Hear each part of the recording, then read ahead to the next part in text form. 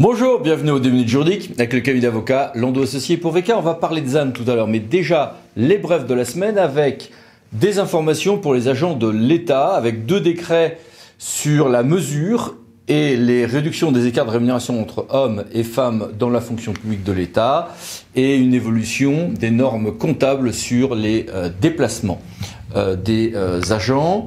En matière de contrat, la CN Nantes a rendu une décision intéressante. Alors, vous savez que le délai de 2 mois classique en matière de recours contentieux, il court à côté des mesures de publicité pour les actes habituellement, mais à compter de la date de la séance pour les délibérations du conseil municipal. Eh ben, la CA nous dit, ça s'applique également pour les recours des conseils municipaux contre un contrat, Tarn-et-Garonne, dès la séance donc, qu'ils y étaient ou pas d'ailleurs à la séance de conseil. En matière d'urbanisme, pas mal d'actualités, avec un arrêt important publié au recueil en intégrale. Que doit faire l'administration si le demandeur d'un permis de construire modifie son projet en cours d'instruction? Réponse, ici je vous ai mis le résumé, enfin le point de principe du Conseil d'État par une décision commune de Gorbio du 1er décembre 2023. Et puis, arrivé à un certain niveau d'incohérence, un permis de construire incohérent n'est plus un permis, il peut pas y avoir notamment de permis de tacite. Théâtre de la Réunion. Et puis 5e révision des règles de base pour la construction et l'aménagement d'un bâtiment d'archives. En matière de police, au sens large, mesures de police administrative, la Cour de justice nous éclaire sur ce qu'étaient ou n'étaient pas les mesures légales ou illégales en matière de restrictions, confinement, transport face à l'épidémie de Covid-19. Alors bon, c'est sûr que c'est un petit peu tard, là, on est fin 2023. Mais bon, pour la prochaine pandémie, ça nous servira de mode d'emploi. Globalement, se retrouvent validés à peu près ce qu'ont été les modes d'emploi d'à peu près toutes les démocraties libérales. En matière de police aussi, on avait pas mal de jurisprudence sur ce que l'on fait des notes blanches quand on a des mesures de police telles que les dissolutions d'associations, la fermeture d'établissements de culte, l'interdiction de manifestations. À chaque fois, il y a des notes blanches qui disent « Ah, attendez, il y a tel risque » ou autre. Ce sont des notes, en fait, des services de renseignement, de police sur des informations qui sont donc sans en-tête et avec des sources masquées, bien sûr. Le juge administratif nous dit « Bon, on va les croire, mais on va quand même les soumettre à vérification, à vérifier si c'est suffisamment détaillé pour pas, sinon, jouer à armes totalement inégales. » La Cour de cassation vient de donner son propre mode d'emploi qui ressemble un peu à celui du juge administratif, mais avec quelques différences tout de même.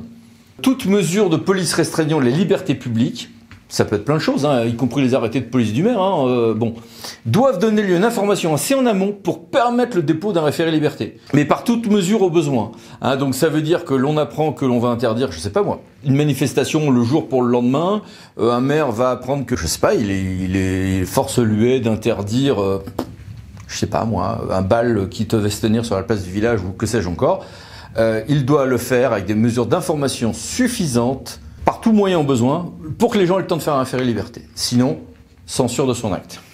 Une décision de la Cour de cassation, un brin inquiétante sur la saisie de pièces chez un avocat dans les échanges avec son client, ce qui va concerner les entreprises publiques ou autres, parce que c'est le juge judiciaire qui sera compétent.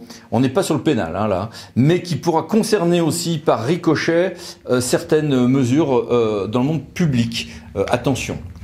En matière d'eau, vous savez qu'il y a toute une série de débats sur la tarification progressive ou dégressive, sur la tarification sociale aussi. La tarification progressive, qui est en général voulue en termes environnementaux, il y a quelques règles en la matière. Là, le Conseil économique, social et environnemental nous dit que les conditions de sa généralisation ne sont pas sur le terrain réunies. Et puis les mini-brèves, que voici et que voilà. Passons à notre grand dossier ZAN, après les lois et les nouveaux décrets, vient le temps de la pratique. Le zéro artificialisation nette, ZAN, je vous en ai souvent parlé. On a fait dans nos 10 minutes juridiques avec VK un certain nombre de dossiers avec différents intervenants de qualité. Souvent, on a décortiqué ce qui se passait en droit. Et de fait, l'actualité juridique continue d'être active puisqu'on a eu 3 décrets sur le ZAN en date du 27 novembre 2023. D'ailleurs, dans la foulée, j'ai attiré votre attention sur le guide très bien fait qui est en téléchargement libre et gratuit depuis le site du ministère. Voici ici le visuel et surtout l'adresse à utiliser sur le site de écologie.gouv.fr. D'ailleurs, il y a aussi cette note juridique de la Communauté de France, Alex ADCF, qui est très bien faite, etc. Bon, au-delà de ces questions juridiques, ma première remarque était de dire, bon allez, on va tout décortiquer de nouveau, difficile à faire en moins d'1 quart d'heure d'ailleurs, et je me suis dit non. Maintenant, les problèmes sont pratiques. Le droit est assez bien connu, ou en tout cas, la difficulté est plus de savoir comment on le gère en pratique. Alors j'ai demandé à Intercommunalité de France, puisqu'ils ont beaucoup planché là-dessus et diffusé là-dessus, comment concrètement le gérer, ce ZAN. Les problématiques ne sont pas mineures. On peut avoir des difficultés, parfois par exemple, pour des raisons de ville basse température, on va essayer de développer une petite forêt urbaine ou autre, là où pour des raisons de ZAN et parfois de SRU, on aurait tendance à vouloir densifier, occuper les dents creuses et remonter. Parfois on va renaturer tel et tel espace, par exemple des anciennes friches, parce que ça coûte un petit peu moins cher, et donc retravailler, ce qui nécessite souvent d'ailleurs de raisonner plus à une échelle SCOT qu'à une échelle PLU ou PLUI dans bien des cas. Sur tout ceci, je me suis dit, allez, place à la pratique. Monsieur le Président, bonjour, merci d'être avec nous. Bonjour. Et première question, pratique donc. Beaucoup d'acteurs affirment que le ZAN remet en question les politiques d'urbanisme décentralisées. Qu'en pensez-vous ? Alors c'est vrai que le ZAN, le zéro artificialisation nette, c'est bien une contrainte supplémentaire qu'on inclut dans l'ensemble de nos perspectives en matière d'urbanisme. Personne ne dira que c'est une souplesse, donc on peut, ça entre en concurrence avec les responsabilités qu'on peut exercer localement dans nos politiques d'urbanisme, notamment dans l'établissement de nos documents d'urbanisme, mais aussi dans l'urbanisme opérationnel qu'on mène sur nos territoires.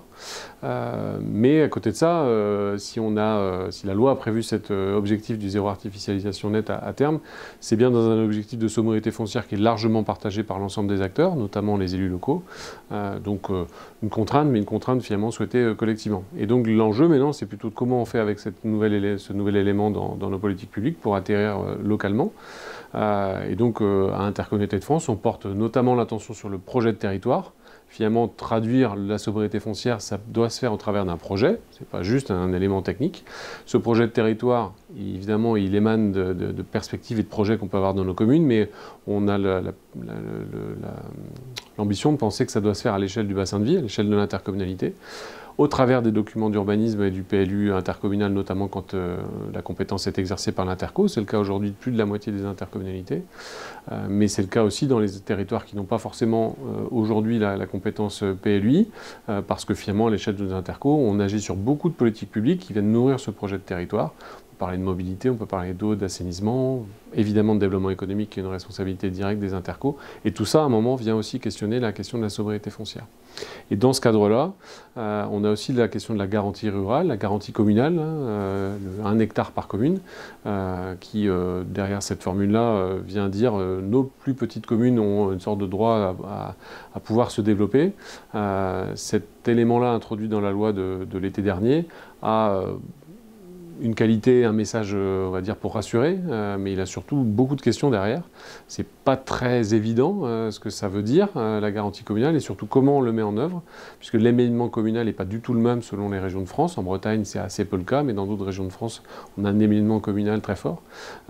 Et donc, à Intercommunalité de France, on porte le message de dire que cette garantie communale, elle est intégrée dans la loi aujourd'hui, mais surtout, faisons-la résonner avec le projet de territoire, de la commune jusqu'à l'intercommunalité pour voir comment, finalement, on a besoin de ce foncier et de le mettre en écho à l'équilibre de nos territoires, notamment entre les bourgs-centres, les bourgs d'équilibre et nos communes dans leur grande diversité.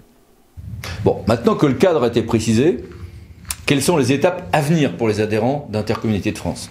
Donc j'évoquais un projet de territoire à construire, très politique, mais on a surtout beaucoup de travail technique dans les mois et dans les années qui viennent. La loi a prévu que l'ensemble des documents de planification, depuis le SRADET à l'échelle régionale jusqu'aux documents locaux, donc PLU, PLUI, carte communale, on va passer les 4 ans qui viennent à remettre à jour l'ensemble de ces documents. Ils vont beaucoup nous mobiliser, puisque même quand le SRADET ou les SCOT sont en modification, finalement c'est l'ensemble des élus locaux qui sont aussi questionnés, et on doit être attentif à la modification de ces documents. Donc les régions sont en cours de modification de leur SRADET, en consultant assez largement l'ensemble des acteurs. On aura donc nos SCOT, nos schémas de cohérence territoriale, là où il y en a, donc c'est dans beaucoup d'endroits de France, pas tout à fait partout, mais dans beaucoup d'endroits de France.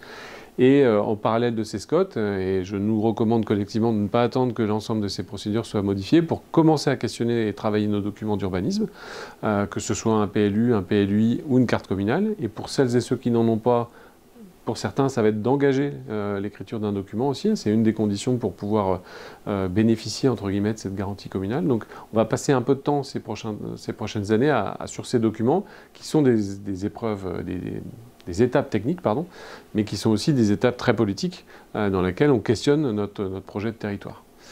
Et puis surtout, concrètement, comment la plupart de vos adhérents agissent-ils pour mettre en œuvre la sobriété foncière en lien avec les autres objectifs d'aménagement des espaces?